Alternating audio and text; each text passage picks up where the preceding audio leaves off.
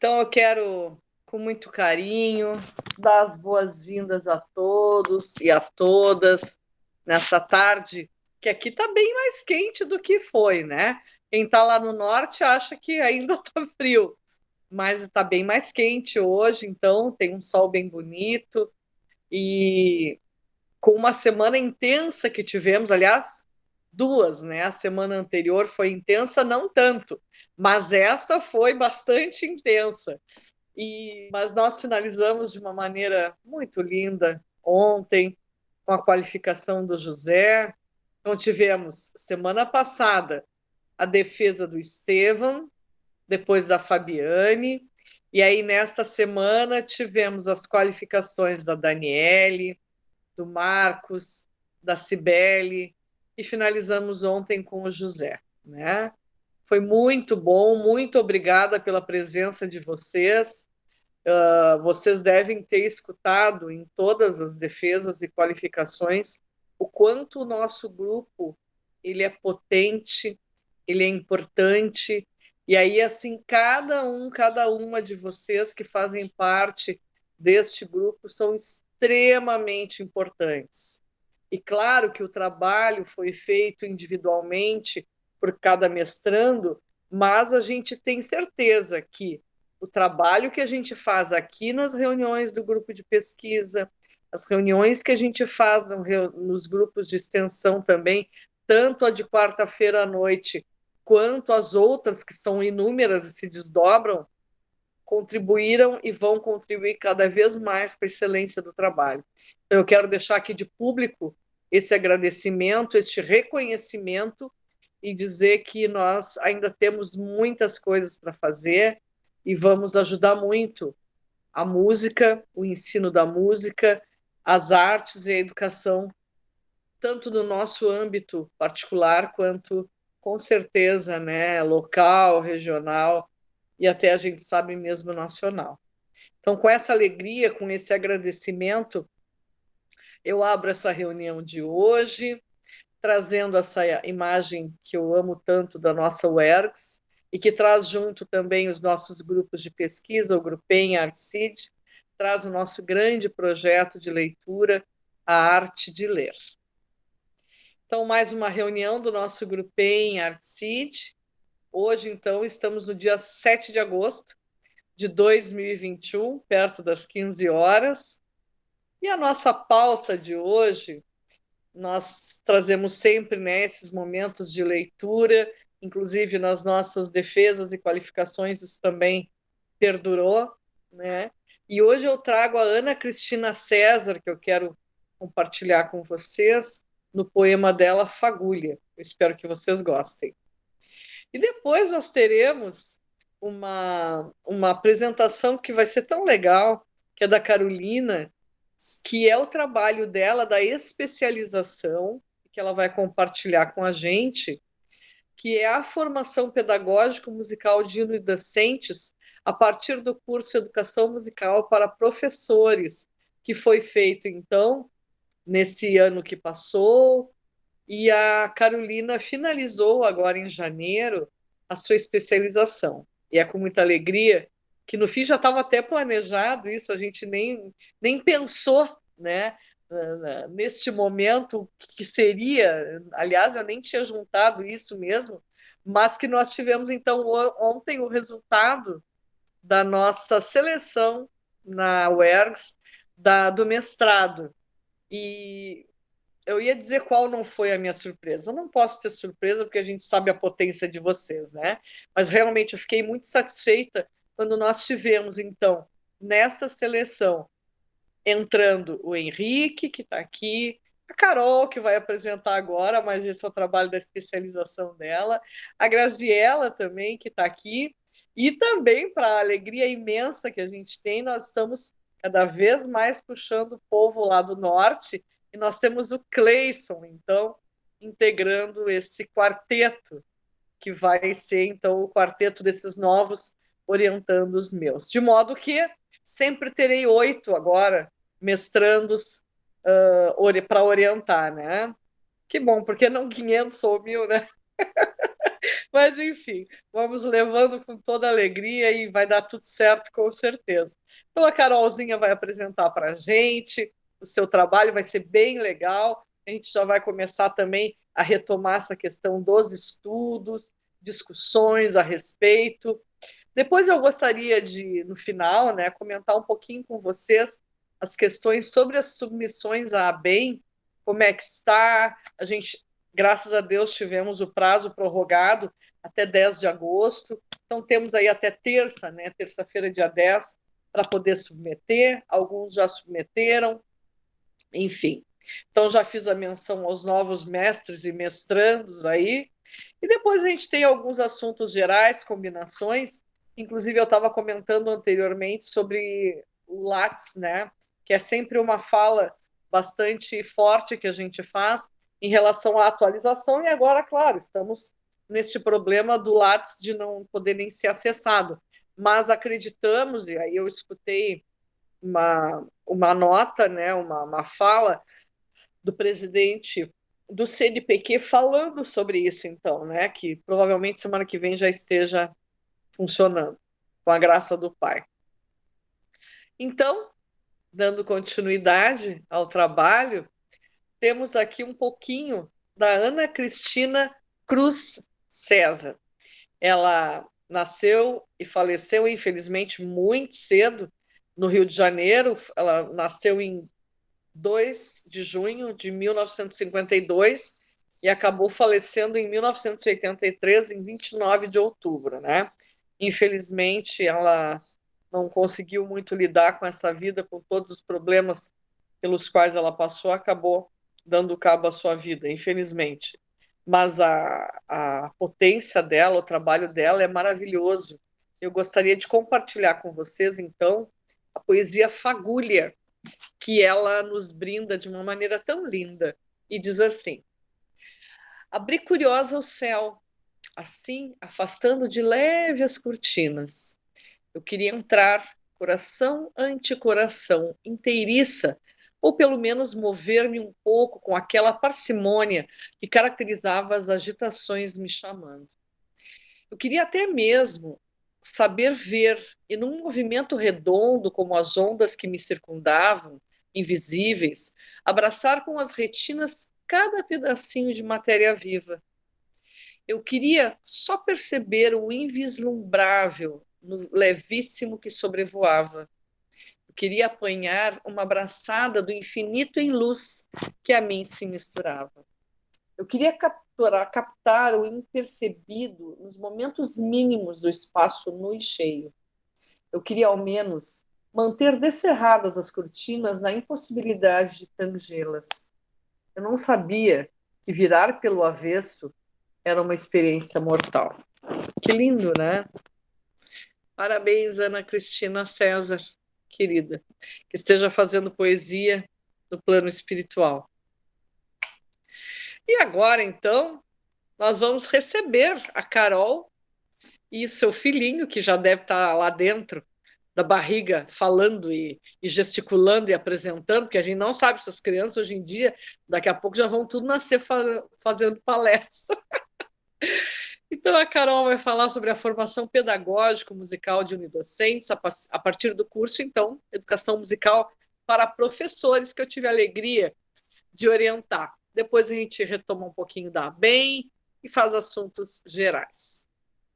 Então, com esse meu muito obrigada, eu vou tirando aqui a apresentação e nós vamos começar a ter o prazer de escutar a Carolzinha. Então, boa tarde a todos. Carolzinha falando e Jennifer apresentando a dupla dinâmica. A Jenny e eu fomos a dupla aí do curso Educação Musical para Professores. Aí hoje pedi a ajuda dela para poder apresentar, porque os computadores ultimamente andam, né, fazendo essa revolução, então a gente não consegue confiar muito neles, né? Quanto tempo tem, prof, para apresentar?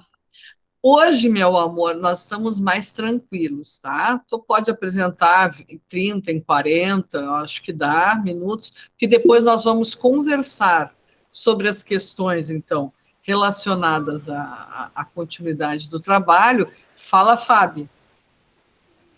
Acho que foi sem querer. Ah, tá. Tá bom. E foi sem querer. E aí a gente fala um pouco sobre a BEM, faz combinações também, sobre o próprio trabalho das pesquisas que a gente tem, mas estamos mais contigo, tá, meu amor?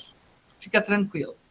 Tá bem, então. Não pretendo tomar todo esse tempo de vocês, né, gente? Porque a gente sabe que o que a gente mais está fazendo é ficar na frente de telas, ouvindo e ouvindo, e dá um pouco de esgotamento às vezes, mas ter esse tempinho vai ajudar para explicar direitinho para vocês como vai ser. Então, como a professora Cris já apresentou, eu sou a Carolina Rosa, eu sou formada em Pedagogia pela Universidade Federal do Rio Grande, a FURG, eu sou natural de Rio Grande e moro aqui na região metropolitana de Porto Alegre, São Leopoldo, desde 2016. E já em 2016 passei num concurso para professora de educação infantil 30 horas do município, e desde então, né, sou professora, mas em fevereiro deste ano comecei como assessora escolar na Secretaria de Educação aqui de São Leopoldo e como assessoria referência da educação infantil também, que é duas tarefas que a gente faz juntos dentro da Secretaria de Educação. Isso aí, temos conterrâneos aqui, né? Rio Grande para o mundo.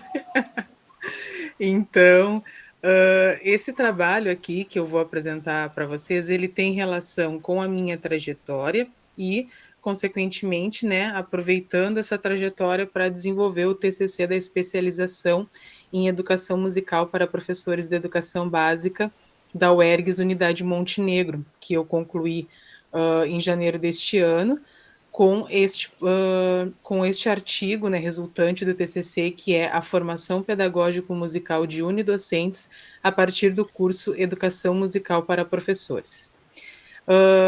Essa pesquisa, ela teve como objeto, né, de estudo o curso Educação Musical para Professores, que foi uma ação que depois eu vou explicar melhor para vocês como ela se desenvolveu, mas foi relacionada ao nosso programa de extensão, que ano passado tinha por título o projeto Educação Musical Diferentes Tempos e Espaços, e a professora Cristina foi a coordenadora, né, que já era do programa em si e deste projeto, e Jennifer e eu fomos quem organizamos, assim, as partes mais detalhadas do curso, né, e te contamos com a participação também de vários colegas aqui da extensão que nos ajudaram com palestras ou então, né, com algum tipo de apoio que a gente precisava na ocasião. Então, a introdução dessa pesquisa eu começo já falando meio que de baixo para cima, digamos assim, né, porque desde sempre, desde toda a minha vida acadêmica, desde que eu estive da educação infantil até a graduação, eu nunca tive aulas de música de forma regular, né, na educação básica, depois na graduação, mas na graduação eu fui para alguns caminhos através de projetos extracurriculares, né, que me levaram a me interessar pelo tema música e unidocência. Primeiro, pela unidocência em si, que é a forma de ser docente do professor pedagogo, né, formado em pedagogia, porque ele é responsável por incluir na sua prática pedagógica todos os campos do saber, né, articulando com os conhecimentos que ele vai construindo na graduação e depois disso sobre desenvolvimento infantil, né, sobre tudo relacionado à infância, ao desenvolvimento do ser humano como um todo. Então, o tema música e docência começa a me interessar a partir dessas inquietações com relação à identidade do pedagogo, né? Tudo isso que ele precisa dar conta de alguma forma e como que ele mobiliza, né? Tudo que ele aprendeu para poder dar conta disso, sempre mediado por uma didática que é algo que na pedagogia a gente aprende muito. Então, às vezes tu não domina muito sobre uma área específica, mas tu domina de didática, sobre didática e sobre desenvolvimento, e com isso tu consegue dar conta ali, né, do que é necessário para aquela faixa etária com que tu trabalha. Então, unidocência é o que caracteriza o fazer docente do professor pedagogo, tá? Tem outros nomes dados para o professor unidocente, como eu vou chamar aqui na pesquisa, que é generalista, que é um termo bastante usado pelo professor Sérgio Figueiredo, por exemplo. Tem também professor de referência, que é um termo que a professora Cláudia Belocchi, o pessoal da UFSM, está usando agora, nos últimos anos, com mais força, Antes usavam bastante unidocente, agora está vindo a questão do professor de referência, porque ele é uma referência humana e profissional para aquela criança ou para aquele aluno com a qual ele interage, né? Porque ele passa muito tempo com esse estudante, com essa criança, e desenvolvendo uma docência bem específica e com um forte vínculo. Então ele estabelece uma referência, digamos assim, para essas crianças e para esses alunos. Vocês vão ver que eu vou falar criança-aluno por uma questão assim de posicionamento, né? Porque a gente não chama criança de aluno, criança é criança, e quando a gente fala dos maiores, se referir a aluno. Coisa de pedagogo, né? Dani e companhia. Então, assim, então é importante a gente levar em consideração que o professor unidocente, ele tem essas características da sua docência, eu estou indo de baixo para cima para poder fazer esse link, né? Que é uma docência que desenvolve um forte vínculo com os alunos, com as crianças, né? Ele é um professor que atua da educação infantil até os anos iniciais, regular e EJA, né? Em algumas modalidades também. E ele é um professor que essa docência, com esse tempo que passa junto às crianças, né, com esse tempo que passa junto com a turma, exerce uma forte influência em tudo que faz, em tudo que leva, né, para a sala, para trabalhar com esses alunos, com essas crianças. Então, ele tem essa característica dessa docência. E a partir da Lei 11.769 de 2008, começou a efervescer no meio acadêmico, digamos assim, o interesse pelo tema música e docência, pelo registro, né, de práticas de professores unidocentes com a música, né, pelo interesse de saber como que se configuram essas práticas, mas antes disso já tinham pesquisas que eram desenvolvidas principalmente por um grande grupo lá da UFSM, né, que é o grupo do grupo de pesquisa FAPEM, Formação, Ação, Pesquisa em Educação Musical, coordenado pela professora Cláudia Belocchio e Luciane Garbosa, e com isso é um grupo que estuda muito sobre essa temática. Então, antes ainda da 11.769 de 2008, já tinha tese de doutorado da professora Cláudia Belocchio falando sobre as práticas, né, em educação musical dos professores unidocentes. E aí nisso vem uma galera com ela, né, estudando essas questões também. Então eu trago aqui um trecho de um levantamento feito por Ivan Chuan, Cláudia Belocchio e Laila Madi sobre revistas da ABEM e os congressos da ABEM também, em que eles concluem com base nas pesquisas que essa política educacional mobilizou debate sobre a música nos espaços escolares e possibilitou pensar com maior acuidade sobre as relações entre a formação e a atuação com música de professores de educação infantil e anos iniciais do ensino fundamental. Porque aí começa a se pensar em todas as questões que levam a isso, né? Bom, esse professor exerce uma forte influência no desenvolvimento das crianças, dos alunos com as quais ele interage, né? Além disso, ele já utiliza a música na prática pedagógica dele, não talvez com uma consciência do que ele está trabalhando em si com aquilo, mas para outros meios, muitas vezes ele utiliza, ele poderia potencializar isso. A gente sabe também que tem uma baixa presença de licenciados em música nas escolas, né, da educação básica, principalmente da rede pública. E isso se deve a muitos motivos, que não é o foco ali de discutir no meu trabalho, mas a Maura Pena traz isso lá em 2012, né, falando essa questão. A demanda da educação básica é muito grande, né, para ser suprida. Os concursos não são em quantidade suficiente para dar conta dessa demanda e muitas vezes não são específicos para a música, né, para chamar os educadores musicais para exercer essa docência, e também o interesse que muitas vezes, segundo as pesquisas da autora Maura Pena, né, é baixo por parte desses licenciados em trabalhar nesses espaços das escolas públicas, porque tem muitos desafios, tem muitos empecilhos, tem muitas questões aí envolvidas, né, que vão desmotivando muitas vezes esse licenciado para atuar na escola pública, e ele acaba procurando, né, outros locais para atuar ou outras redes. Então, esses são alguns dos motivos pelos quais, né, esse tema da música e unidocência, ele começa a ganhar força, começa a ser pensado, e que eu trago como introdução no trabalho. Pode passar, Jenny.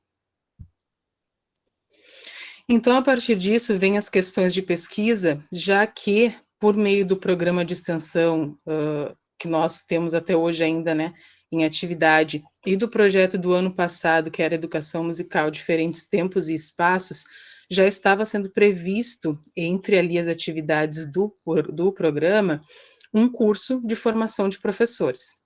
Foi chegando ali o meu período de desenvolver o meu projeto de pesquisa para especialização, e eu perguntei para a professora Cristina o que ela achava de unirmos o útil ao agradável e eu tentar desenvolver a minha pesquisa da especialização relacionando com o curso que já estava previsto de acontecer, mas a gente ainda não tinha estruturado ele.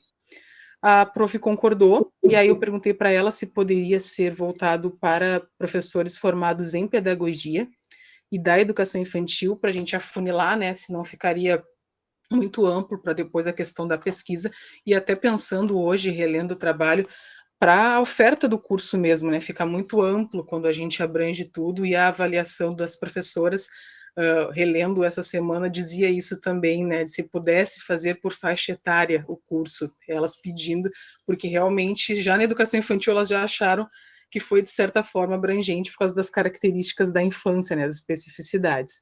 Então, as questões de pesquisa foram: quais motivações levaram as pedagogas e o pedagogo, que eram só participantes, a se inscreverem no curso Educação Musical para Professores? Faltou uma aspas ali para fechar. Qual a possível repercussão na sua formação a partir da participação no curso?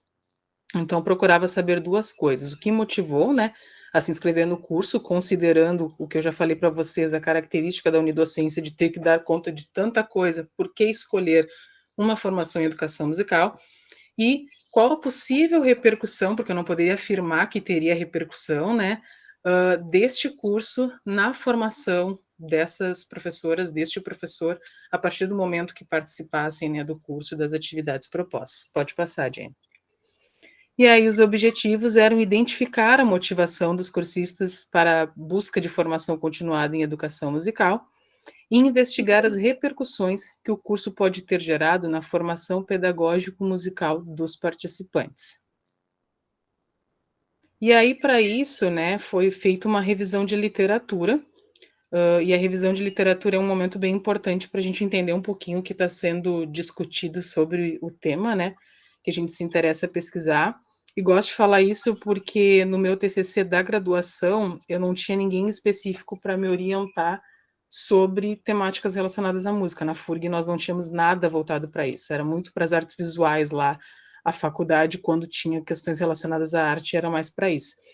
E a revisão de literatura foi o que a orientadora do meu TCC pediu para fazer, e foi o que ajudou muito a chegar depois no meu referencial teórico, porque como eu não sabia praticamente nada sobre o tema e ela não sabia como me auxiliar em relação a autores, fazendo a revisão de literatura eu achei um pessoal todo ali que me acompanha até hoje, nas citações, nas referências, né, para desenvolver o trabalho. Então, é algo que é dispendioso, né, fazer revisão de literatura, mas que tem esse resultado bem, bem interessante.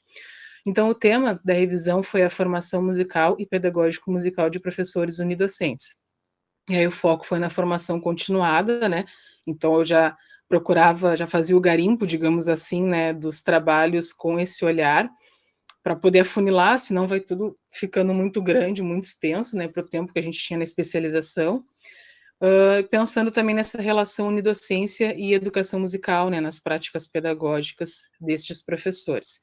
E aí eu uso o termo formação musical e pedagógico musical, vocês vão ver que aparece aqui, porque a formação musical é do aprendizado sobre a música como área do conhecimento mesmo, né, e linguagem, e pedagógico musical é o que ensinar em música, né, como saber o que é importante que a criança saiba, que a adolescente saiba em música.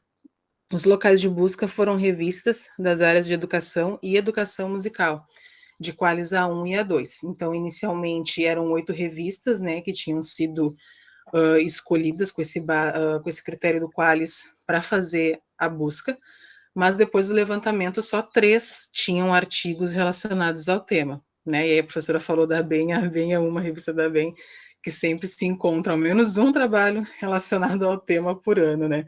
E das pessoas que geralmente são as mesmas também.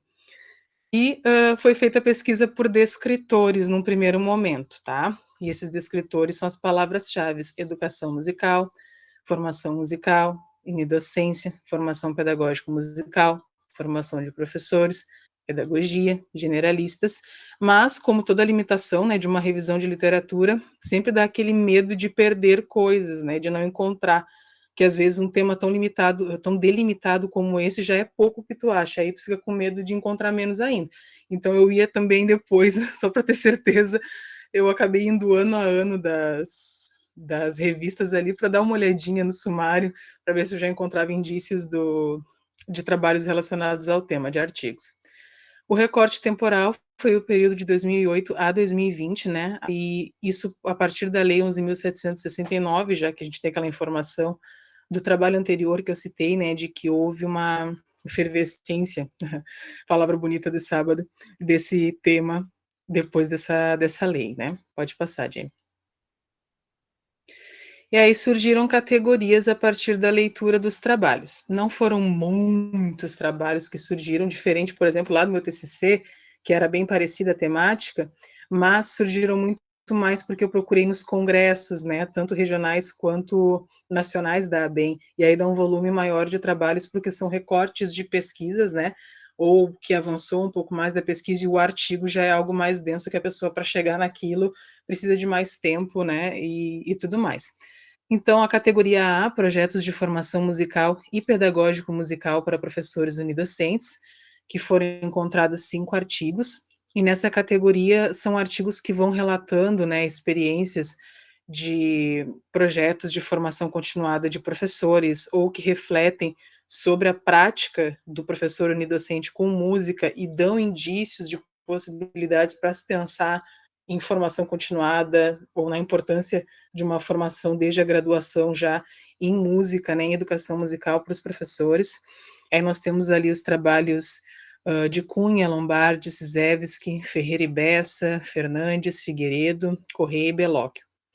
E na categoria B foram colocados ali trabalhos que tratavam sobre o tema práticas musicais desenvolvidas por professores unidocentes, que aí é os trabalhos que se focavam mais nisso, né, em relatar essas práticas musicais dos professores e fazer uma análise a partir disso, o que também subsidia para pensar em formação continuada, né, que é o foco aqui da pesquisa. E aí tinha o trabalho da professora Mafioletti Santana, Martinez e Pederiva, Bellocchio, Weber e Souza. E a categoria C, né, que é levantamento de pesquisa sobre a relação música e professor unidocente, que são as famosas revisões de literatura, estados da arte, né, que se tornam artigos, e é bem interessante aqui, ó, porque a gente tem uma continuidade. Primeiro trabalho da Kelly Werley e da Cláudia Bellocchio lá em 2009, que investigam as revistas da ABEM e os congressos da ABEM de, se eu não me engano, de 2000 a 2008, com esses temas, né, da música e docência, e depois uma continuidade com o Ivan Chuan, a Cláudia Bellocchio e a Laila Madi, que fazem um recorte já de 2009 até 2017, acho que isso, não vou afirmar, mas dar uma continuidade é legal, porque isso a gente une os dois trabalhos, tem uma ideia do panorama geral, né, do que vem sendo pesquisado, ainda mais que eles fizeram uma pesquisa bem densa, né, uma revisão de literatura bem como precisa ser. Pode passar, Jenny. E quais foram os referenciais teóricos, né, utilizados para esse trabalho? Aí eu trago aqui a lógica que eu fiz no artigo, né, os referenciais que eu fui escrevendo a respeito com relação aos temas. Ali nós temos o Tardif, que é um F, mas não sei porque a minha mente sempre bota mais um F, né, Maurice Tardif, que ele fala, né, lá em 2000, sobre o caráter evolutivo e progressivo dos saberes profissionais. O que ele quer dizer com isso, né? Que o saber do professor é um saber que ele não é estanque, ele não é parado, não tem como ser a partir do momento que lida com humanos e com a aprendizagem de seres humanos. Então, a gente precisa sempre estar se atualizando, estar se reciclando, né, estar buscando aprender mais sobre os diferentes temas que fazem parte da nossa docência, e por isso esses saberes que nós temos hoje, eles sempre serão revisáveis, eles nunca vão ser fixos, né, e tanto à luz da teoria, a teoria em si, e os saberes práticos, que são muito mencionados, saberes da experiência, eles estão sempre, né, se relacionando e sempre sendo revisados, sendo passíveis de revisão. É isso que o Tardif traz, e eu trouxe ele também para trazer essa questão. Depois eu trouxe também para fundamentar a resolução número 2 de 2015, que é sobre as diretrizes curriculares nacionais para a formação inicial e continuada de professores. E essas diretrizes trazem princípios para a formação continuada que são bem importantes, são coisas que a gente já ouve, mas a gente tem um documento legal que respalda isso, né? Que diz o seguinte, que a formação continuada ela é essencial, é que ela precisa ser inspirada nos saberes e nas experiências, porque o que que muda da formação inicial para a continuada, se nós pensarmos? Na continuada, eu penso como um ganho, a gente tem algo muito bom, que é a própria experiência do professor, para servir de análise para ele, para servir de base para ele refletir e para ele modificar se achar que assim precisa. E na graduação, a gente está naquele momento de esponja, né, de absorver, de aprender sobre várias coisas, e às vezes a gente não tem parâmetro para fazer essas comparações, essas conexões. Então, a formação continuada é um espaço legitimado para isso, é um espaço que precisa ser, um espaço e tempo que precisa ser garantido por várias instâncias, desde a tua instituição em si, a escola que tu trabalha, até a tua secretaria, se tu é, né, da rede pública, ou seja, da rede privada, é dever dessas instituições, do Ministério da Educação, né, fomentar essas formações continuadas para os professores. E aí eu trago também o Paulo Freire, né, o Freire lá em 79, ele já dizia o conceito de praxis, que é ação, reflexão e ação, né? E aí, para isso, eu comento sobre esse docente protagonista, porque a formação continuada oportuniza esse protagonismo do docente com relação ao seu processo formativo. E aí, com isso, o que, que ele faz? Ele reavalia, ele pensa na ação dele, ele reflete sobre essa ação e ele age de novo sobre essa ação. É algo cíclico, né? Então, Paulo Freire traz isso. E aí trouxe também como referencial teórico, em termos legais, a resolução número 2 de 2016, que são as diretrizes curriculares nacionais para a operacionalização do ensino de música na educação básica, é um nome muito grande, né, para falar. E essas diretrizes, elas trazem também um olhar para o professor não especialista, que é uma outra forma de se referir ao professor pedagogo, né, em relação à música, e que também diz o dever de cada instância no que se refere à oferta, né, de formação também continuada para os professores que não são os especialistas em música, mas que trabalham com música também na sua prática pedagógica.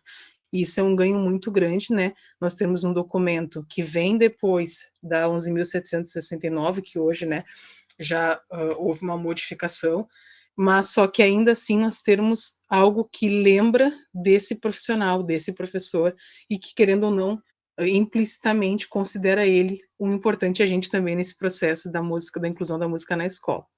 Trago também a Cláudia Belocchi e o Sérgio Figueiredo, em 2015, 2017, porque eles comentam que a formação continuada ela pode ser um primeiro passo, sim, para que esse profissional se aproxime da música, porque muitas vezes ele nunca teve uma relação mais formal com a música, formal no sentido de um espaço de aprendizado, né, uma vivência, uma reflexão sobre a música, mas também, né, porém, essas propostas formativas às vezes são a primeira ou a única formação em música para alguns professores. E aí o que, que acontece com isso? Acontece que isso não vai ser garantia de que o professor vai se sentir apto ou minimamente seguro para trabalhar com a música na sua sala, com a sua turma. E aí pode passar, Jane. E aí a Alexandra Furquim vai dizer sobre a importância, então, de a música estar presente nas grades curriculares dos cursos de pedagogia. E aí tem uma série de pesquisas que, na verdade, já tem um tempinho, estamos precisando de novas pesquisas sobre os currículos de pedagogia, do Sérgio Figueiredo, sobre a região sul, também, se não me engano, da Aruna Noal Corrêa, sobre a região oeste do Brasil, várias pesquisas que vão trazendo sobre a análise dos currículos do curso de pedagogia e a oferta de educação musical nesses currículos, né? Que até o momento em que foram estudados, lá em 2008 mais ou menos, foram as últimas pesquisas, e 2010 com a da Alexandra Furquim, apontava que ainda era uma oferta muito insuficiente, né? Quando tinha, e também uma oferta que muitas vezes não se configurava ali realmente numa presença na prática do professor. A gente sabe que tem inúmeras coisas envolvidas aí, né, gente? Não é só a graduação que vai dar conta, mas são o que os dados mostram. E ela fala sobre essa importância da música na graduação, porque é uma das áreas que compõem os saberes, né, do professor, a totalidade do que ele tem como saberes, porque é um dos componentes de arte, né, que faz parte também das atribuições de um pedagogo trabalhar. E por que é importante nós pensarmos, né, nessa formação do pedagogo? Porque aí a Teca Alencar de Brito vai dizer que essa presença da música na escola é muito importante para o desenvolvimento integral da criança, porque a música também compõe, né, parte desse desenvolvimento, e a gente sabe que é uma das áreas mais completas se tratando de desenvolvimento dos sujeitos, né, a música, tudo que ela mobiliza. E aí a Maura Pena e a Thais Aquino vão comentar que também oportunizar a formação em música na formação inicial e continuada do pedagogo é essencial para que o acesso democrático à arte e à música nela compreendida seja de todos, que é algo que a gente sabe que ainda é bastante negligenciado, ou então é algo para alguns, é uma coisa que somente algumas pessoas conseguem ter acesso, né? Aí entra aquele conceito de bem simbólico, é algo que alguns conseguem ter acesso por conta de todo um histórico, de toda uma vida, de toda uma condição, e que outros muitas vezes não conseguem ter. E sendo a escola um local privilegiado, né, de passagem de todos os sujeitos na sua infância, obrigatória, né, algo garantido por lei, tendo a música lá, a gente pode fazer com que essas pessoas tenham acesso, né, não seja um acesso socialmente diferenciado. E trago também a Silvia Schroeder e a Cláudia Belloc e a Zemiele Souza falando sobre essas especificidades da atuação do professor unidocente, que eu já comentei antes, então não vou repetir, que é essa referência e o quanto isso implica no desenvolvimento dos sujeitos. É muito forte, é muito intenso, quem é pedagogo sabe disso, né? Na melhor das hipóteses, na menor, nem vou dizer melhor, na menor das hipóteses, esse professor trabalha um turno e muitas vezes ele trabalha 2 turnos com as suas turmas, dependendo da sua carga horária e da característica ali da turma com que trabalha. Então, imagina, pode chegar até 8 horas, 9 horas de atendimento com um grupo de crianças ali, principalmente, né, que é o grupo que fica, às vezes, mais tempo na escola. E aí o Sérgio Figueiredo traz que uma outra razão para que essa formação seja contemplada, inicial e continuada em música, é para que esse profissional tenha segurança para sua prática pedagógica, que é um relato muito frequente, né, do pedagogo não se sentir seguro para trabalhar com uma área que parece ser tão específica ou que parece ser tão ainda relacionada à ideia de dom, de talento, né, de uma herança, de algo genético ali, então eu não tenho condições. E eu entendendo assim, eu não vou entender só para mim, eu vou entender também que aquela criança, que aquele aluno pode ter ou não condições para aprender música. Então, desmistificar a ideia de dom, de talento também faz parte desse processo todo, né? E, por último, trago de novo, percebam que se repetem algumas pessoas aqui, mas em conceitos e situações diferentes, porque são pessoas referência nesse tema, né? De novo vem a Belocchio e de novo vem Figueiredo falando que o que precisa, o que esse professor precisa aprender, né? Ele precisa ter uma formação musical, que é ter vivências com a música, para poder fazer música e aprender sobre ela, né? E aí nesse estágio da vida dele é importante que ele aprenda isso de forma prática, e também o saber pedagógico musical, que é o que eu faço com isso, o que eu faço com os parâmetros do som, é o exemplo mais simplesinho que eu dou, digamos assim, para nós pensarmos, né? Pode passar, Jenny. Então agora entra o nosso queridinho, né? Que é o curso Educação Musical para Professores, que foi realizado ano passado, no mês de outubro, pegou um pouquinho ali de novembro. Jennifer e eu ficamos mais com a parte organizacional, professora Cristina coordenando. Jennifer, a gente se reunia nas terças-feiras de manhã para poder fazer os planejamentos, né? E também convidamos outros colegas para participarem de outras formas que vocês vão ver depois. Esse é o nosso logo, feito pela Super Jenny, né? Porque a Jenny e suas muitas habilidades fez para a gente um logo para nós utilizarmos. E aquelas são as nossas cursistas. E eu digo nossas porque depois houve uma desistência do único menino que tinha. Então, agora, a partir daqui, eu começo a usar o termo no feminino com mais tranquilidade, porque não tinha mais o nosso colega ali. Pode passar, Jenny.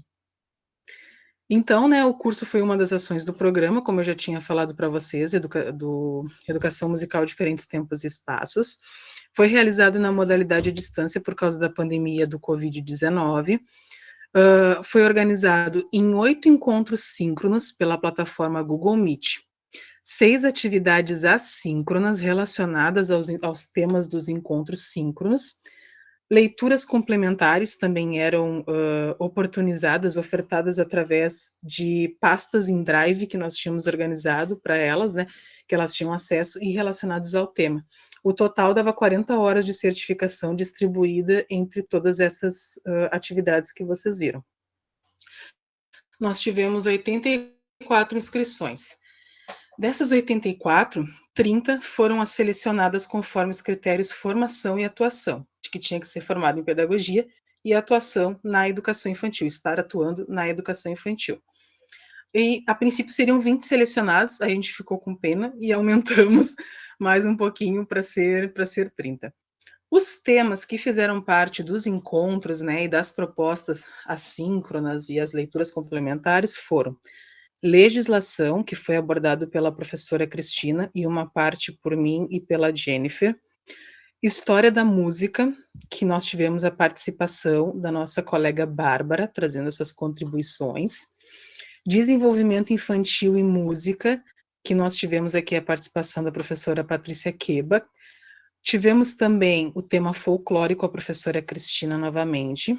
Saúde vocal, música e movimento com o Diego Ertel, irmão da Daniela Ertel, e também vivência musical afetiva com a Jéssica Fritzen, nossa colega, que também participou contribuindo. Nós convidamos pessoas que sabíamos que tinham relações com os temas, né?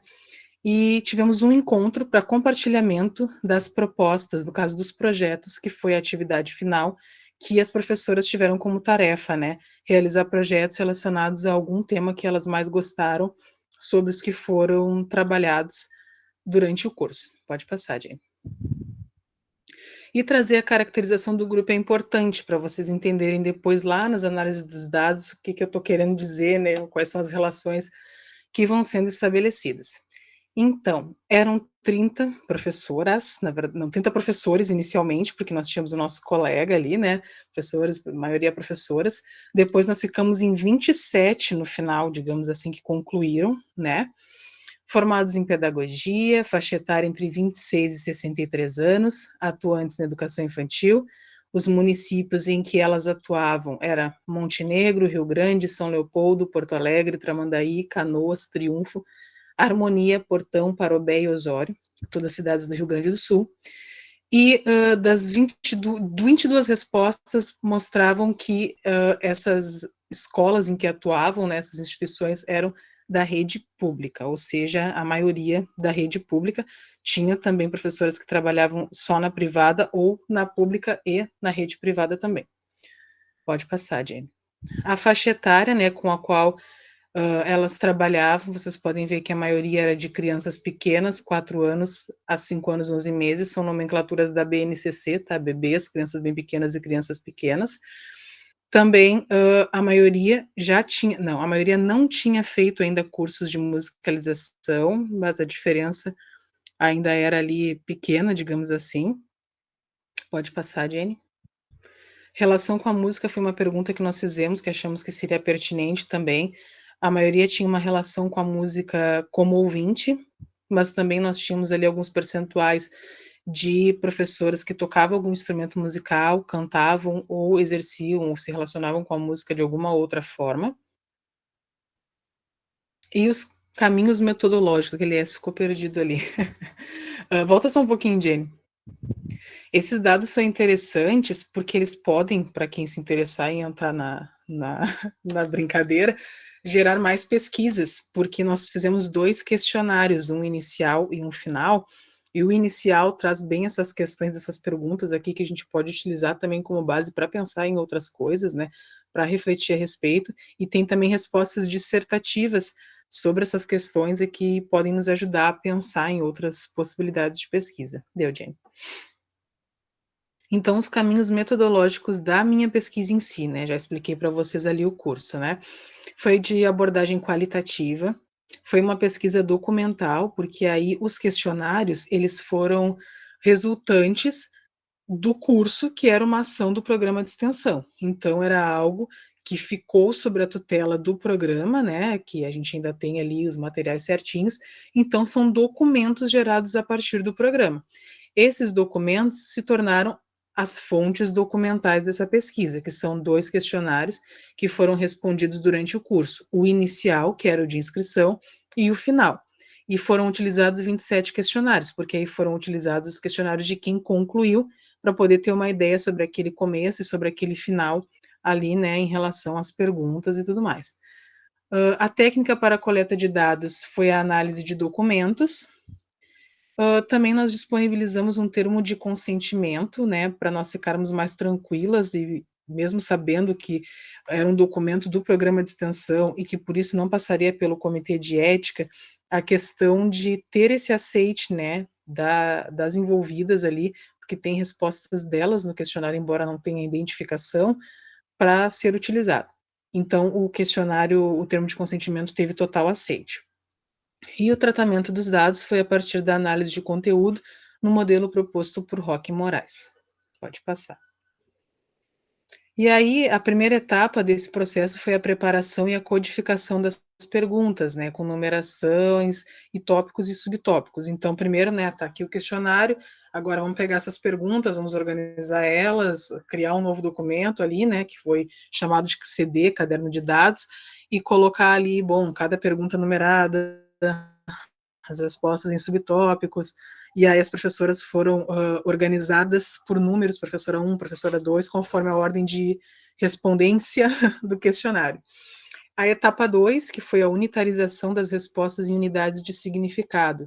Conforme eu via que as respostas traziam elementos parecidos, né, eu ia jogando a resposta numa tabela, em cada uma no que eu via que ia se aproximando. Não tinha nem título ainda cada uma desses quadrinhos, mas eu ia colocando ali, e aí depois foi quando coloquei os títulos nessas unidades de significados, né? Isso aqui tem a ver com tal coisa, então, isso, né? Isso aqui é segurança, né? Se sentir seguro aqui, aí tudo que elas falavam relacionado a isso. Depois disso, foi feita a categorização, né? Depois de ler essas unidades, de ver o que surgiu, quais as categorizações a partir dos objetivos da pesquisa. E as etapas 4 e 5, que foi a descrição, né, dessas categorias, a interpretação, essa relação com os teóricos. Pode passar, Jenny. Então, agora a gente vai para análise e discussão dos dados, né? E aí tem 3 categorias que surgiram a partir ali da unitarização, a partir dessa leitura dos questionários, né? Faltou colocar algo muito importante ali na metodologia.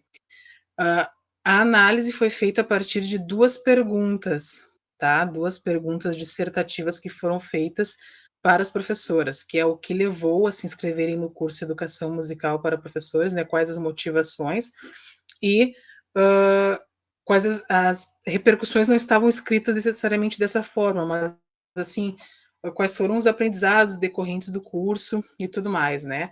Então surgiram as 3 categorias. A primeira delas é a formação continuada como potencializadora da prática. E aí eu organizei essas respostas assim, ó, pelo o que levou a se inscreverem e qual a repercussão. Então cada categoria traz esses aspectos. Nas respostas do que levou a se inscreverem, elas vão trazendo o significado do título ali, por exemplo, da categoria. Então, volta ali só um pouquinho, Jenny.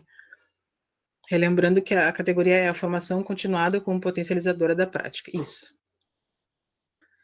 Então, uma das coisas, né, que fez com que elas levassem a se inscreverem, que elas entendem como algo que potencializa a prática a partir da formação continuada, é essa busca por qualificação, essa necessidade de se qualificar. E aí eu trouxe a fala da professora 13, que diz: pela importância de estarmos sempre inovando e trazendo coisas novas para as crianças. E é isso que o Tardif fala, né, o Maurice Tardif, quando ele fala do caráter evolutivo e progressivo do saber profissional, né, que esse saber ele não é estanque, o professor sente a necessidade disso, ele está vendo ali a demanda batendo na porta dele, seja em termos legais, né, em termos de normativas, legislações, ou seja, pela prática dele, ele está vendo que tem situações que ele gostaria de saber mais a respeito, então ele vai atrás disso, né, a busca por qualificação foi uma das coisas que fez com que se inscrevessem e vissem a formação continuada como potencial para isso. Também a insegurança em utilizar a música na prática pedagógica apareceu. Porque o que acontece, né? As professoras relatavam que procuraram se inscrever no curso porque não se sentiam seguras, achavam que não sabiam o suficiente, né, que precisavam aprender mais sobre o tema. E aí, sobre isso, o Figueiredo vai dizer que essa situação coloca a música e também as outras artes como pertencentes a um tipo exclusivo de conhecimento humano, acessível apenas para um número restrito de pessoas que nascem com os dons necessários para usufruir dessa condição. Então, essa ideia é muito arraigada em professor unidocente. Conversem com pedagogos sobre isso, que vocês vão ver que sempre surge essa questão de achar que eles não são capacitados suficientemente para isso, né? Seja para música, mas também como as outras áreas da arte, eles não se sentem aptos suficientemente para fazer isso. Pode passar, Jenny. Aí já entra na repercussão, aí já começa a aparecer muitos elementos sobre repercussão. Ali passou sobre as motivações, agora vem muito a repercussão do curso para entender a formação continuada como uma potencializadora da prática. Elas entendem que aquela insegurança, e agora vem o contraponto, que a formação gerou segurança, né? E aí a professora 15 diz o seguinte: o curso me oportunizou conhecer e aprender muitos saberes que julgo necessário saber para a minha prática docente. A música faz parte de todos nós. Através de cada dia do curso, pude aprimorar meus saberes e então buscar trabalhar de maneira mais significativa a música. Então ela se sentiu segura ao ver que a música é algo inerente ao ser humano, né, uma condição humana, como diz a professora Patrícia Kebach, é uma condição do humano, a musicalidade. Então, ao aprenderem sobre isso, elas viram que, bom, eu tenho capacidade, né, de exercer um trabalho com a música, e esse entendimento de que cada aprendizado do curso ia trazendo subsídios que elas ainda não tinham, ou se tinham, trouxe um pouco mais, né. Outra coisa que apareceu na fala das professoras foi o seguinte, que pedagogos podem utilizar música, mesmo sem ter a formação na área. Elas falam assim, elas diziam na entrevista não, no questionário, que nós vimos que o pedagogo pode falar de música, pode conversar sobre música, pode utilizar a música, se sentiram mais autorizadas, né? E isso é muito importante. E algo interessante dizer aqui é que nunca, ao se falar da formação musical e pedagógico musical do docente, a gente está tirando a extrema necessidade do especialista e a importância do especialista, né? Não, é só aquela ideia de termos mais um agente nesse processo que possa ajudar a incluir a música na escola, e um trabalho colaborativo entre esses dois profissionais pode ser muito proveitoso para a escola, para as instituições. E foi o que aconteceu com esse curso, se vocês pensarem comigo e com a Jennifer, né, que era uma pedagoga e uma licencianda em música trabalhando juntas, né, para a realização desse curso. Então, isso já traz na própria organização do curso esses elementos. E outra coisa que as professoras sinalizaram como repercussão foi o despertar de um interesse pela área e a motivação para continuar estudando. Então, um interesse maior, tudo bem, elas se inscreveram, né, já tinham interesse, mas desenvolveu mais ainda o interesse e a motivação para continuar aprendendo sobre isso. Tanto que nós temos um grupo que ainda existe, tem algumas que procuram a mim, a Jennifer, a Prof. Cris no privado para perguntar coisas de formação sobre isso, atividades da UERGS, porque elas agora se sentiram motivadas a continuar estudando. E tem algo muito interessante que a Belloc e o Figueiredo trazem, que é desmistificar essa barreira do ser especialista em música, no sentido assim, de que ser especialista em música, nós temos esses profissionais que são, mas não é que o pedagogo não seja especialista, o pedagogo ele não é especialista em música, mas ele é especialista em didática, em desenvolvimento infantil, em uma série de outras coisas. Então, esses dois especialistas juntos podem fazer muito. Então, esses autores trazem isso de desmistificar essa ideia do não especialista, esse lugar que o não antes das coisas ocupa, né? Parece que já tira a nossa ideia de capacidade de fazer alguma coisa. Pode passar, Jenny. Ainda sobre como repercutiu, essa categoria é a maior de todas, tá, gente? Por isso que ela é um pouquinho extensa. Também repercutiu na segurança, na perda da inibição. Olha só, voltamos à segurança. Agora, num outro aspecto, a perda da inibição, né? Ou uma redução. A gente não pode afirmar com essa amostra sobre todos, mas ela gera uma amostra, né? E sobre isso, a Vanessa Weber e a Cláudia Bellocchio falam sobre as crenças de autoeficácia, né? que é um termo sobre essa questão de que, baseada na teoria social cognitiva do Bandura, de que quanto mais eu acredito, é meio óbvio, mas parece que, né, precisa ser dito. Quanto mais eu acredito que eu consigo fazer uma coisa, realmente mais eu vou fazer. Só que para que eu possa acreditar nisso, eu tenho que vivenciar, eu tenho que ter experiências com isso, né, que possam para que eu me legitime, para que eu me autorize a fazer isso. Então, eu trouxe esse conceito das crenças de autoeficácia, porque as propostas de formação continuada podem ser potencializadoras dessas crenças positivas sobre si e sobre a sua capacidade de atuar com música também. E aí nós temos também algo muito interessante que elas trouxeram, que é digamos que a dorzinha de cabeça das graduações e depois, que é a relação teoria e prática nas propostas do curso. Elas gostaram muito da relação entre a teoria e a prática, elas conseguiram ver o que os autores falavam, que a legislação falava e as questões práticas. Então, elas disseram que conhecia esses aspectos teóricos, que ver exemplos práticos e a relação entre ambos ajudou muito. A gente sabe que esse é o dodói da graduação, principalmente, ao menos na pedagogia, o que eu mais ouvi meus colegas dizendo, que na prática a teoria era outra, aquele discurso de sempre, sendo que tudo que a gente faz é fundamentado numa teoria, mas só que às vezes a gente não tem essa clareza, né? E aí trago também o Tardif, quando ele fala que os saberes profissionais são laborados no trabalho docente. Então, aquilo que eu construí em termos teóricos é lá na prática mesmo, na experiência, que eu vou dar forma para aquilo ali, ou que eu vou ver aquilo ali acontecer. Talvez no primeiro momento eu não compreenda, mas depois eu consigo fazer essas associações. E outra coisa que elas trazem é o quanto a formação repercutiu nessa questão de relembrar, de construir, de aprimorar esses verbos, né, de repensar a prática e os conhecimentos sobre educação infantil e música. Pode passar, Jane. Repercutiu também, aí aqui eu trouxe a fala de uma professora sobre isso, né? Esse curso me provocou, me fez perceber o quanto a música vai muito além daquilo que faço com as minhas crianças. Então ela percebeu, bom, eu faço sim algo que envolve música, mas o que de musical tem isso que eu faço, né?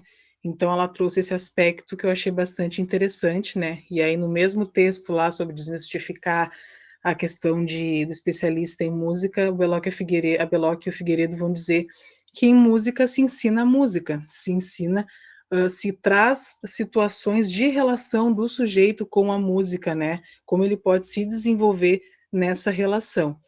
E a ampliação de repertório, né, que é algo que a gente percebe que aparece muito quando se trata em cursos assim de formação continuada, que também é motivo de busca para muitos, que é ampliar o repertório. O curso contribuiu para o meu aprendizado. Sei o quanto é fundamental a musicalização na educação infantil e o quanto auxilia no desenvolvimento das crianças. Aprender um pouco mais me deu ideias e possibilidades em como, acho que ela quis dizer de como, né, trabalhar na sala. Então, ela sabe que é importante a musicalização na educação infantil, só que ela percebeu mais possibilidades de repertório para poder favorecer isso. E sobre isso, um dos pressupostos desse curso, que já estavam desde que o programa foi formulado lá no edital, era os estudos de Swanwick, né, principalmente sobre o modelo CLESP, né, e aqui eu trago esse texto dele com a Cecília França, sobre essas dimensões do fazer musical, né, que no curso a gente tentou, assim como em propostas formativas como um todo, contemplar isso, mas claro que sempre uma ou outra dimensão não consegue ser tão contemplada, e aí eu acho que entra a nossa parte como organizadoras de avaliar isso, né? Eu vendo os materiais hoje já penso que poderia ter sido feitas coisas de formas diferentes, ou se fosse uma outra edição, o que daria para melhorar, o que daria para fazer de diferente, né? E eu acho, inclusive, embasar mais essas dimensões que o Swanwick traz, eu acho que é algo que fica como nossa tarefa para uma próxima oferta de curso, né? A questão da composição, nós tentamos priorizar nas práticas, nas vivências ali com as profs, mas tudo dentro daquela limitação do remoto que a gente também estava aprendendo, né? A apreciação, cada começo dos nossos encontros tinha um momento ali, né, de apreciação, de deleite com alguma canção, com alguma microvivência, digamos assim, musical para dar uma sensibilizada, a performance que também vinha junto com as vivências, e também as outras modalidades de suporte, como eles chamam, né, que é os estudos, essa questão dos estudos da literatura, que nós tentamos ofertar de alguma forma através dos materiais complementares, né, e os estudos acadêmicos, e a aquisição de habilidades, que é algo que um curso em si não vai dar conta, mas ele tenta disparar, né, isso para que os professores também continuem procurando. Pode passar, Jenny. E por último, eu acho, se não me engano, ainda desta categoria, a aprendizagem coletiva foi sinalizada como algo muito positivo. O curso me oportunizou desenvolver questionamento evolutivo, me deu suporte teórico para as práticas diárias, me estimulou a tentar fazer e inovar com novas práticas. A troca constante entre os orientadores e o grupo auxiliou um pensar progressivo e alternativo. Ela escreve bonito, né? Não sei quem é, mas ela escreve bonito.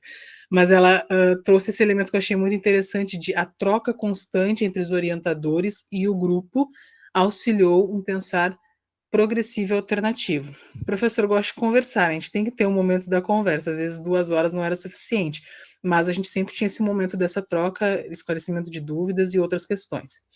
E nisso, né, a Aruna Noal Corrêa vai dizer que a importância das oficinas pedagógico-formativas, né, porque elas trazem diferentes formas de aprender, elas organizam o aprendizado de diferentes formas, né, e isso é muito importante.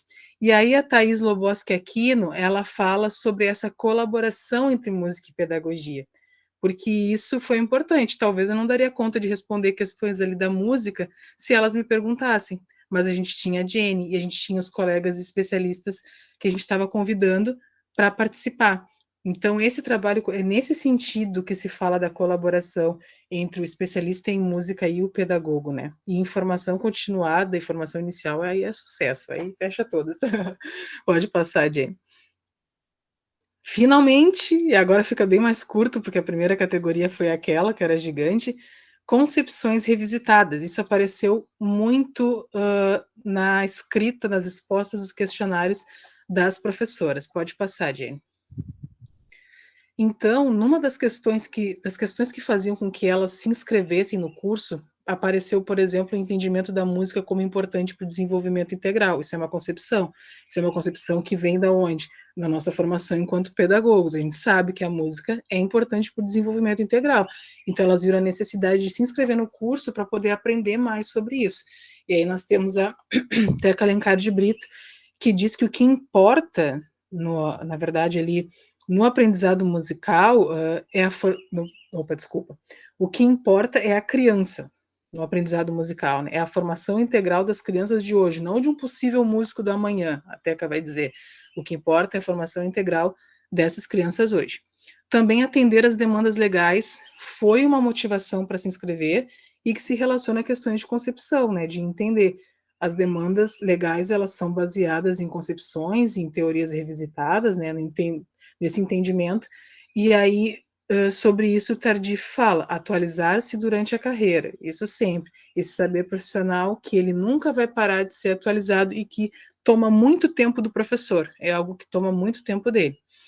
E a música como um meio para outros objetivos, que sempre vai aparecer, eu espero que um dia não apareça, mas é difícil, né, quando se trata do professor unidocente. Elas traziam muito essa questão da música para outras coisas. A música, sabe a música trampolim?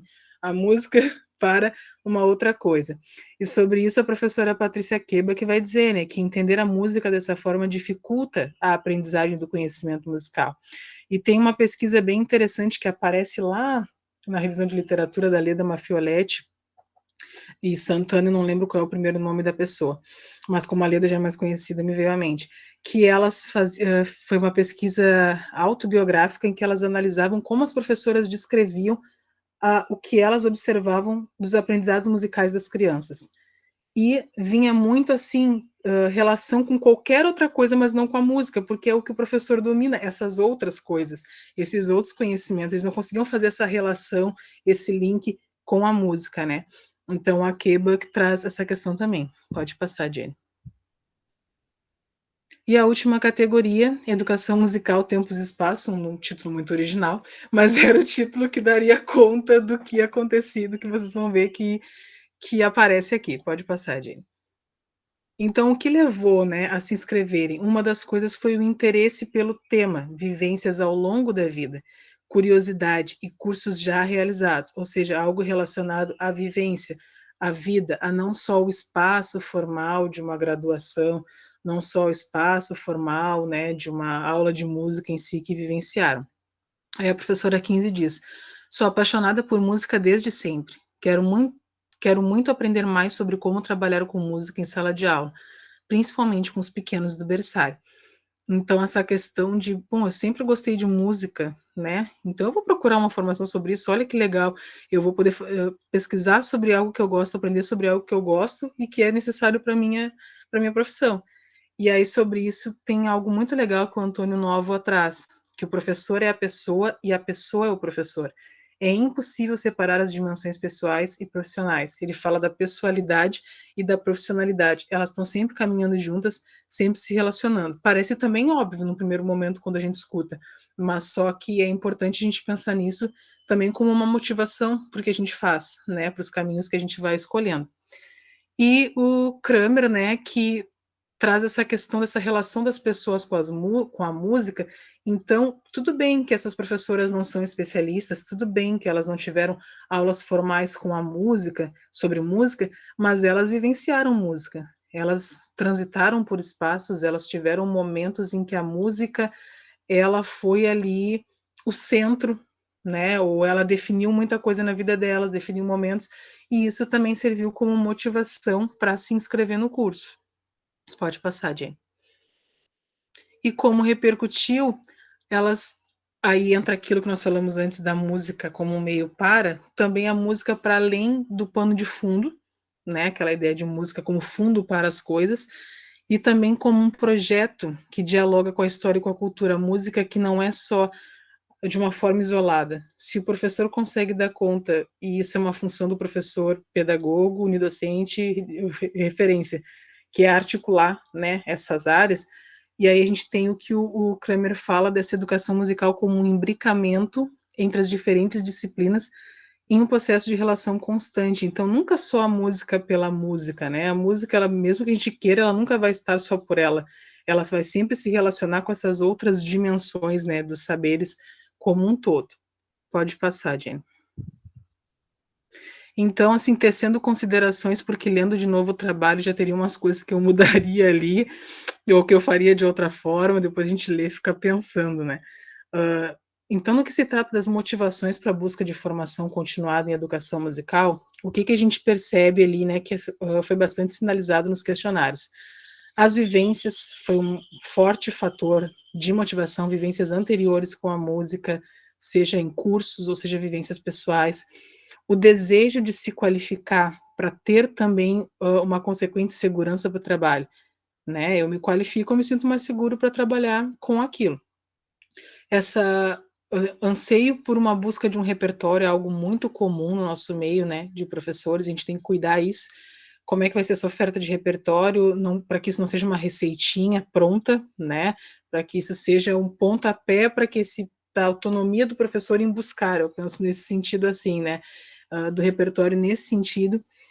Também surgiram muitas motivações relacionadas a essas concepções de educação infantil e educação musical, concepções certas ou talvez não tão certas, mas concepções, né? E também concepções sobre a prática em educação musical, né? Sobre como se faz ou o que é importante fazer em música, foram das coisas que apareceram nesse trabalho como motivação para a busca de formação.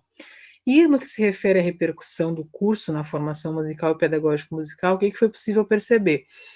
Que houve, no relato de algumas professoras, esse entendimento de uma ampliação do seu repertório, né, do que elas entendiam como música para a criança. Bom, nós tivemos um encontro de história da música com a Bárbara, por exemplo. Como assim história da música para professor de educação infantil, né? Então, vai alargando a ideia do que é um repertório. A segurança para o trabalho, né? Conforme eu vou aprendendo um pouco mais, eu vou me sentindo mais seguro. A qualificação teórica e prática, que vocês viram que elas acharam que se relacionou, que não ficou aquela coisa, uma coisa separada da outra, né? A aprendizagem coletiva, que aí é algo mais atitudinal, assim, elas viram como positivo, todo mundo aprendendo junto, imagina no presencial, então, né? Como seria. A ressignificação das dimensões do conhecimento pedagógico musical, né? Essa questão de entender para além o que fazer com aquilo que se aprende sobre música, né? Ou aquilo que a base diz que eu tenho que trabalhar sobre música, porque o pessoal da música, eu já participei de discussões em que a base era muito criticada na educação infantil e anos iniciais pelo que ela traz do que deve ser trabalhado sobre música, né? De música. Só que a base é uma base, né? A base ela vai nivelar o mínimo do mínimo. A gente pode ir além daquilo, mas esse mínimo do mínimo, os professores pedagogos já não sabem trabalhar. Tanto que eu perguntei se eles sabiam que eram parâmetros do som. E muita gente não sabia o que que era, que é algo que a base traz. E é algo que está na nossa vida, mas que, claro, com esse nome, talvez parâmetros do som, não sabem o que que é ou não sabem caracterizar. Então, são coisas que sim, que a gente precisa estar trazendo com esses professores. Então, era isso sobre a pesquisa. Também ali os formulários, eles dão indícios de novas pesquisas, se nós quisermos, né, dar continuidade, sobre os desafios, por exemplo, uma das perguntas era, você percebe desafios na sua prática em relação à educação musical? Aí tem uma série de respostas que a gente pode analisar, que a gente pode pensar a respeito, quem tiver interesse, porque a gente tem que aumentar a turma aí do pessoal que quer pesquisar sobre a unidocência. E vou concluir com um vídeo que a Jenny fez, muito legal, que foi usado no nosso último encontro, um vídeo de fechamento, que para vocês terem um pouquinho dessa ideia do que a gente está falando, de como foi o curso, né? Porque realmente foi muito bacana, foi muito legal, foi uma troca, não foi, a gente aprendeu também com as colegas, né? E aí entra quem organiza a formação também aprende, ainda mais nesse lugar que a gente está de estudante. Então agora só vou mudar aqui a configuração de áudio para botar o vídeo, tá? Aí, se quiserem ir falando enquanto eu boto, fiquem à vontade, se a prof quiser. Excelente, Carol. Temos muitos materiais aí, e até depois eu quero comentar uma coisa que eu estou pensando sobre esses tantos materiais que a gente tem.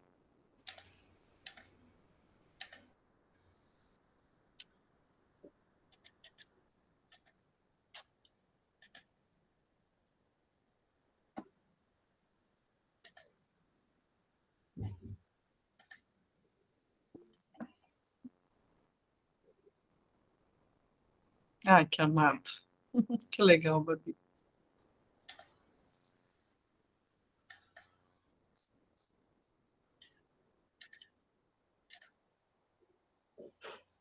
Isso que é bom, a gente vai aprendendo um com o outro, né? Que legal, Babi.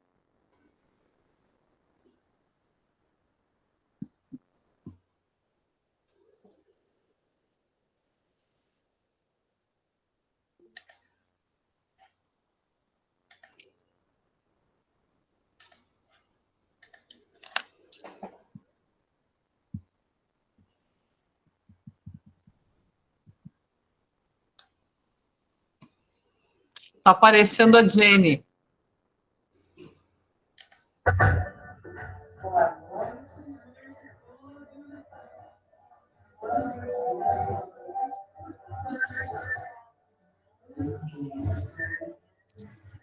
Tá meio cortado. Carol, não tá saindo naquela configuração.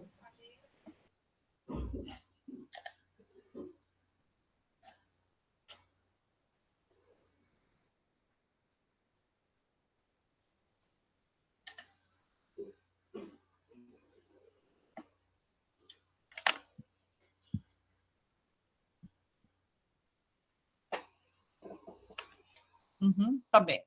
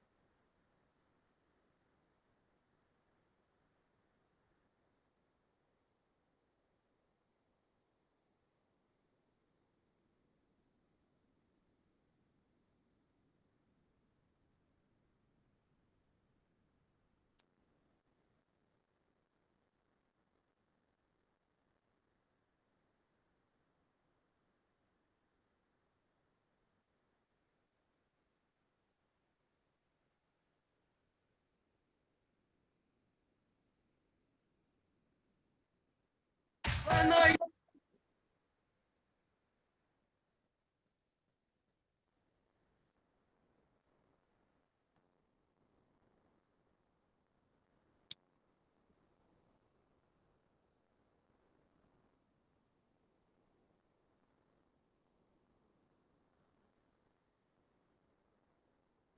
Travou aí? Sejam todos muito bem-vindos. Agora aqui, ó. Boa noite. Boa noite a todos. Então, boa noite, porque eu não dei boa noite. Boa noite, pessoal. Tudo bom? Boa noite, galerinha. Boa noite a todos e a todas. Estamos. Boa noite, pessoal. Sejam bem-vindos. Boa noite a todos. Boa noite. Então, boa noite a todos e a todas. Boa noite. Boa noite a todas e todos. Boa noite. Boa noite a vocês. Quero dizer que nós estamos assim em muitas atividades e esta em especial que vocês estão e acolheram o nosso convite é algo que nós temos muito carinho, preparamos com muito amor para receber vocês e poder compartilhar um pouco destes saberes que cada uma de nós. De coração, que vocês gostem e que vocês se sintam acolhidas e acolhidos por esse programa. Quando a gente fala de formação de professores em música, tanto a formação musical dos conteúdos específicos da área da música, quanto a formação pedagógico-musical, que é o saber fazer sobre música na escola, como que eu faço aquilo, como que eu proponho algo relacionado a os parâmetros do som, que é algo que a gente vai conversar aqui também em outros momentos. Às vezes a gente não sabe como fazer, às vezes a gente já ouviu falar, já aprendeu, mas não sabe como colocar na prática. E às vezes a gente também não aprendeu que isso é um conhecimento de música especificamente. Então, quando a gente fala de formação de professor, não é só falar, é fazer também, é brincar também para poder sentir isso passar pelo corpo e assim nós ficarmos mais seguros para poder incluir na nossa prática pedagógica a música. Então, tudo isso a partir do quê? Do brincar, das interações e brincadeiras. Então, esse polvo, que era para ser um fluxograma e virou um polvo, ele está representando esse esquema, a música na educação infantil e seus diversos braços, né? Que essa música que nós estamos aqui estudando para propor na escola possa ser uma música em que a criança possa brincar, possa participar da construção do teu planejamento e também da execução desse teu planejamento, que ela seja ouvida e considerada no que ela está dizendo ali no cotidiano conosco, que essa criança possa explorar esses sons do mundo, essa diversidade de fontes sonoras, que ela possa conhecer-se a partir das práticas que nós estamos propondo, que ela possa conviver, que ela possa se expressar. Gurias, isso que a Riviane falou antes, assim, eu não sabia, eu pensei que eu precisasse cantar bem. Não tem nada disso, gente. Vocês têm que dar o espaço para a criança criar música também, tá? Criar. Porque vocês não dão uma folha de papel em branco para ela desenhar? E vocês são exímias pintoras? Desenhistas? Não, né? Às vezes eu faço o boneco de palito, aquele. Mas eu me autorizo a entregar uma folha de papel em branco para ela desenhar, né? Mas, musicalmente, o negócio com a música é tão ferrenho, a educação musical tradicional ela foi tão perversa, falando de dom e talento e fazendo as coisas ser tão forçosas, de que tu não tem talento para música, tu não tem dom, tu não vai cantar. Ela nos limitou tanto a nossa cultura de nos expressarmos musicalmente que a gente até na escola fica com medo disso, né? Quando, na verdade, eu posso sim, eu não tenho uma segurança melódica tão grande, eu posso colocar o CD de fundo com a melodia para as crianças aprenderem e eu vou desenvolvendo junto com as crianças a minha musicalidade. Quando eu fiz o meu estágio, falando nessa perspectiva da Carol, quando eu fiz o meu estágio no museu, através da minha graduação em História, eu cuidava da seção dos instrumentos musicais. Por quê, né? Cuidava da seção dos instrumentos musicais. E aí, eu falei, atendi várias turmas, mas aí eu falei, não tinha um órgão, mas tinha um harmônio, que também é basicamente da mesma forma, só que em vez de ter vários pedais, como tem o órgão, ele tem 2 pedais só, né? Tu vai fazendo um movimento assim passa o ar. E aí as crianças ficam, nossa, passa o ar aqui dentro. Daí uma se jogou assim, porque tem um buraco embaixo no harmônio, e ela se jogou assim, queria ver como é que funcionava. E é assim, nossa, desperta um monte de curiosidade nas crianças. E é bem interessante falar sobre isso, como funciona a mecânica dos instrumentos musicais. Então, a música, ela é claramente uma forma eficaz de comunicação, interação e transmissão de afeto entre pais e filhos e também de educadores, né? Então, a música tem essa capacidade de, além de desenvolver musicalmente, né, os bebês e as crianças, ela pode trazer, é uma consequência, né? Ela traz outras questões que a música, a memória afetiva é uma delas. Suzana, cada lugar tem as suas histórias, as suas lendas, os seus contos, e isso é muito importante que nós conheçamos, que nós também saibamos da nossa família, porque a primeira coisa é a nossa família, somos nós. E ao dar valor a essas histórias das nossas famílias, entender que também isso está na nossa vida. E o que está na vida é importante para nós. E o que é importante para nós está na nossa vida, tem que estar na escola também. E o folclore está na nossa vida.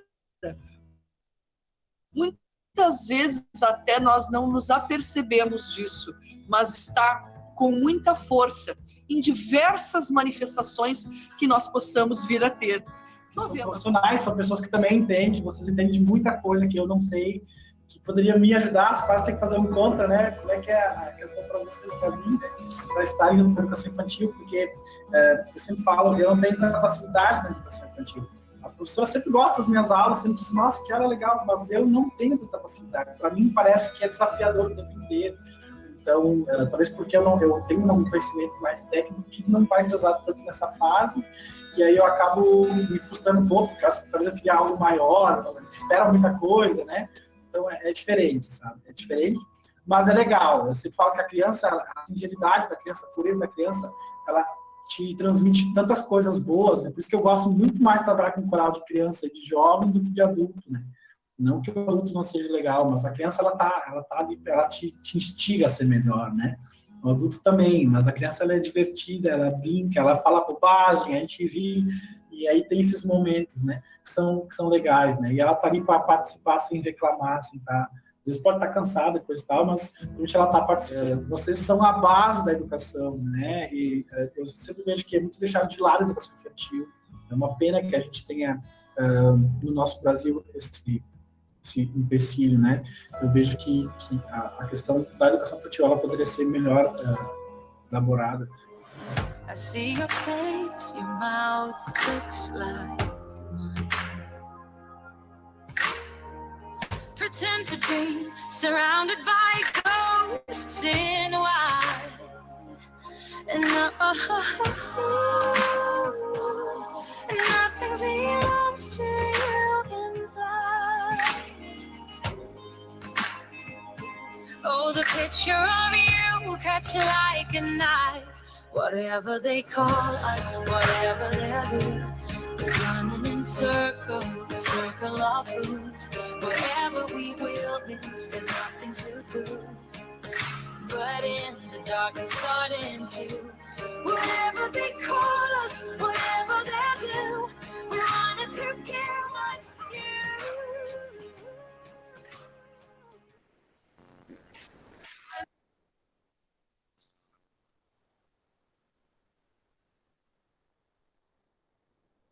Que legal, Carol. Nossa, Carol saiu? Não, caiu. Que maravilha o trabalho, né? Realmente, assim, agora... O áudio lá, aí ficou um pouquinho de silêncio para habilitar o áudio lá, tá? Tá bom, querido. Que trabalho potente, né? Que trabalho legal. E nós temos tantos materiais, eu estava pensando já há algum tempo, de tantos trabalhos que a gente já fez, nós temos muitos metadados, né? Acho que uma coisa que a gente tem que começar a pensar agora é organizar e talvez até submeter existem revistas, a própria revista da UERGS também, eu tenho que olhar com mais particularidade nesse sentido, tem também como submeter ou publicar, enfim, metadados. Isso aí faz com, e também é uma publicação, né? Isso faz com que outros pesquisadores possam ter acesso também a esses materiais e analisá-los, porque é riquíssimo, né? É um material riquíssimo que se tem. Muito bem, vamos abrir aí para perguntas, para comentários, que já estão aí no chat. O que a gente quer comentar a respeito? Dá até para abrir a câmera, porque a gente está com menos gente hoje, acho que nem cai. Fala, Fábio. Então, como sempre, a metida aqui tem que falar, né? Mas a gente tem que também apoiar as colegas, e eu sempre gosto muito de ouvir a Carol, assim, porque acho que ela fala com bastante propriedade, não sei, né, dos autores, do que, claro, do que ela vem estudando, do que ela vem trabalhando, né, e é muito legal, assim, a gente ver quem fala quando a gente gosta, né, do que a gente pesquisa, e queria que tivesse uma próxima edição, né, porque eu não pude participar da primeira, mas foi um trabalho muito legal, assim, foi pelo que acompanhei nos bastidores, né, essa dupla dinâmica da Jennifer e da Carol, que dá super certo, e mais todos os envolvidos, né, que sempre contribuem muito com o nosso trabalho. Então, né, fica aí o pedido, né, se tiver uma segunda edição, eu quero participar, mas de qualquer forma já parabenizei a Carol pelo mestrado, mas pela apresentação, que eu acho que é muito bom sempre ouvir a Carol e ver essas novas perspectivas, assim, que para mim também sempre é novidade. Que legal, Fábio. E tu sabe que é importante também agora apresentar, né, Carol? Assim, 6 meses, meio ano depois, porque amadurece, porque também a gente está trabalhando na perspectiva de publicar esse trabalho aí, né? E esse reolhar, isso é muito importante, porque a gente amadurece isso, né? Então é muito bom mesmo. Obrigada, Fábio, querida. Ó, a Cibele aí, pode falar, meu anjo. Tá sem isso. Tá me ouvindo bem? Então, sim. Eu gostaria de dar parabéns para a Carol. O curso foi muito bom, eu participei, tive a oportunidade de participar. Gostaria de uma segunda edição, como a Fábio acabou de falar.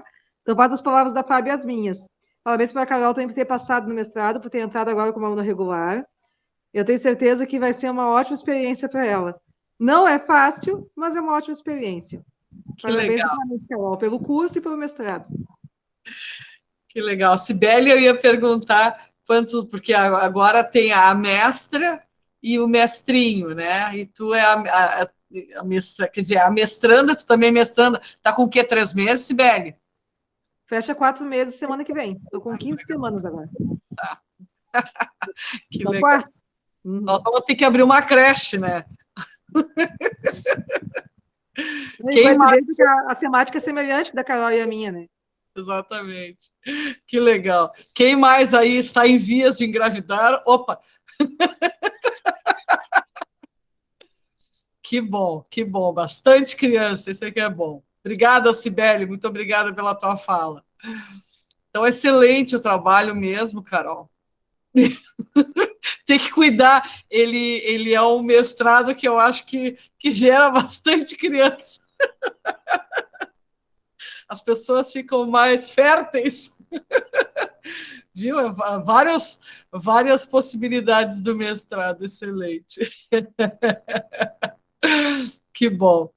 Muito obrigada, Carol, pela tua apresentação, excelente.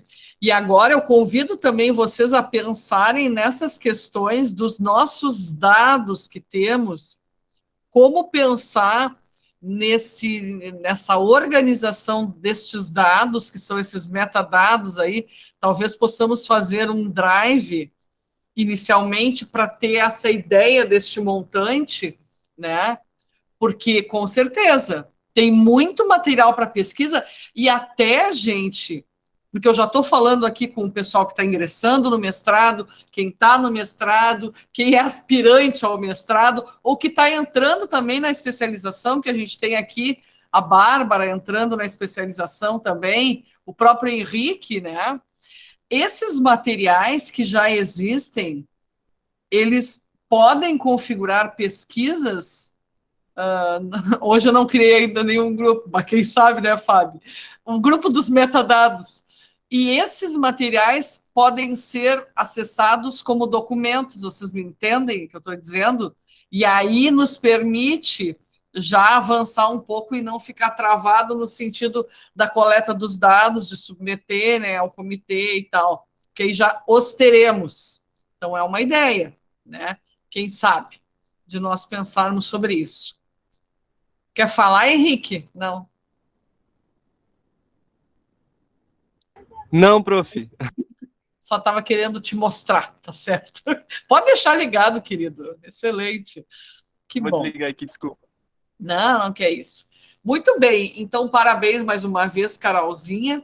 E aí, queria entrar nesse assunto agora, a gente se é sempre dois passos, com certeza. A gente tem que se antecipar porque está demorado, né? Tem demorado bastante algumas coisas e o pessoal acaba se enlouquecendo. Gostaria de entrar num assunto que é, na verdade, um lembrete, e quem sabe cutucar alguns e algumas aí, se quiçá quiserem ainda pensar em submeter para a ABEM. A ABEM, né, não sei se a maioria sabe, enfim, foi prorrogado o prazo até 10 de agosto. 10 de agosto é terça-feira para a submissão de trabalhos, tá? Sei que algumas pessoas vão deixar para o seminário da Fundarte, de Arte e Educação, mas só estou lembrando, então, que há possibilidade, se ainda quisermos submeter. Pode falar, agora o Henrique quer falar. Fala, querido.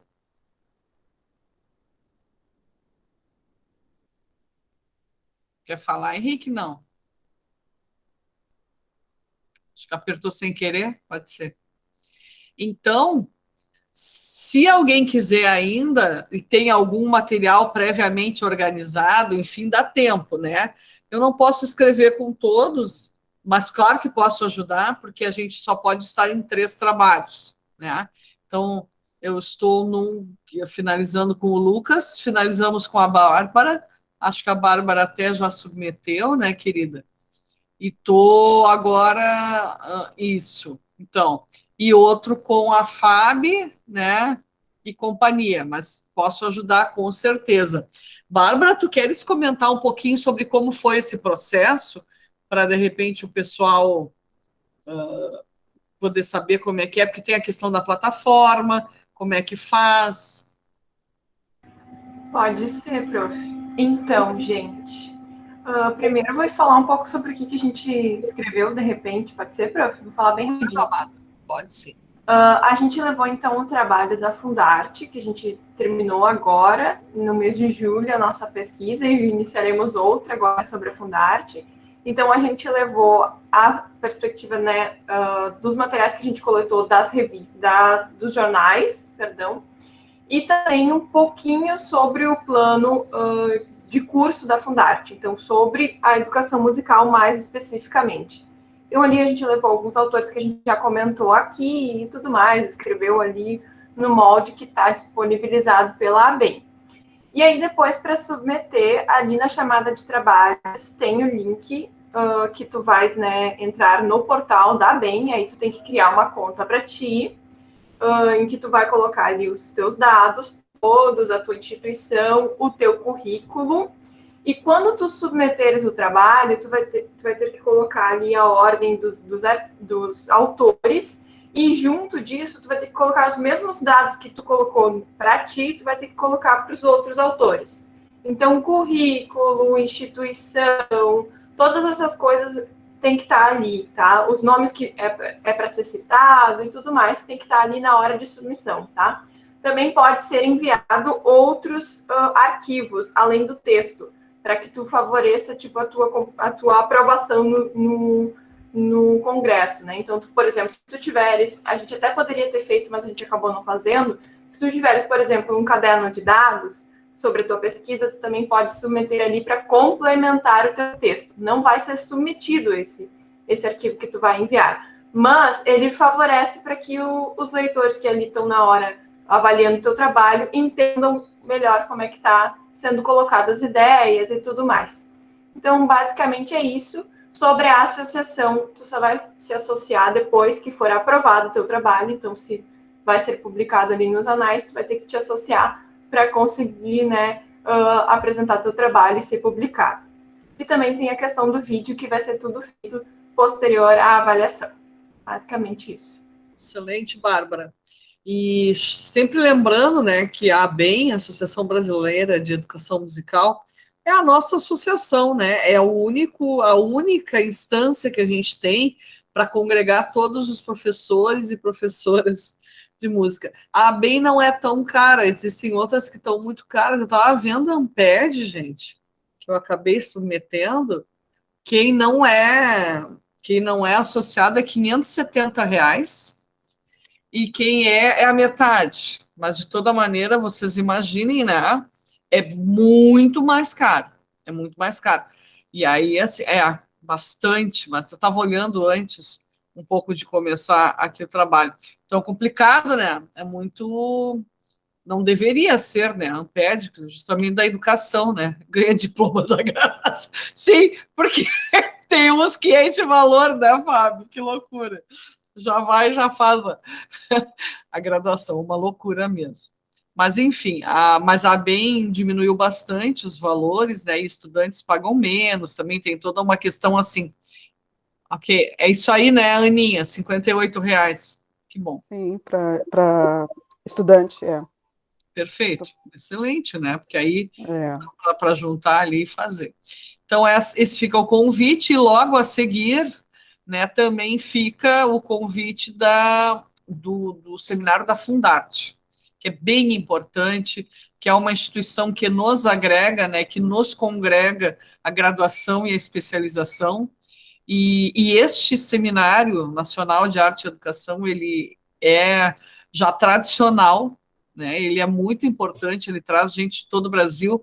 Quando ele era presencial, nossa senhora, vinham cerca de 400 pessoas participar, para vocês terem uma ideia. Inchava Montenegro, né? Inchava literalmente. Assim está acontecendo de uma maneira mais possível, né, virtual. E na Fundarte também é legal, semelhantemente à da ABEM, porque tem o certificado de participação.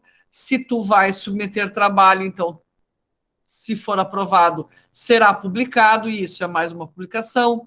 Aí tem a apresentação, que já conta também como apresentação, tem cursos também, então é bem, bem completo, né? Vale a pena mesmo. Então, convido vocês com muito carinho para participar.